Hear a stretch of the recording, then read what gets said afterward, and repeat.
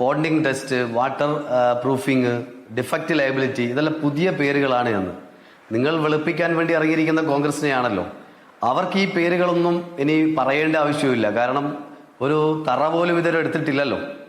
തറയോ കുഴിയോ ഒരു കല്ലിട്ടതിൻ്റെ മേലെ ഒരു കല്ല് പോലും ഇടാത്തവർക്ക് ഈ പേരുകൾ പോണ്ടിങ് ടെസ്റ്റിൻ്റെയോ വാട്ടർ പ്രൂഫിങ്ങിൻ്റെയോ ഡിഫക്റ്റ് ലയബിലിറ്റിയുടെയോ ഒന്നിൻ്റെയും ചുമര് പോലും ഇല്ലാത്തടത്ത് ഇത്തരം കാര്യമില്ലല്ലോ. അതാണ് അതുമായി ബന്ധപ്പെട്ട്. അതുകൊണ്ട് ഇങ്ങനെയുള്ള പേരുകളും ഇങ്ങനെയുള്ള സാങ്കേതിക കാര്യങ്ങളും ഒക്കെ പ്രധാനം തന്നെയാണ്. ആ ടൗൺഷിപ്പിന്റെ ഭാഗമായി ഇത്തരം കാര്യങ്ങൾ നടന്നു വരികയാണ്.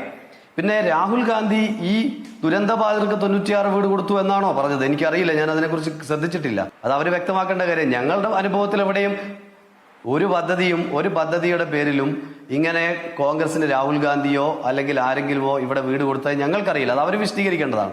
അത് മറ്റൊരു വിഷയമാണ്.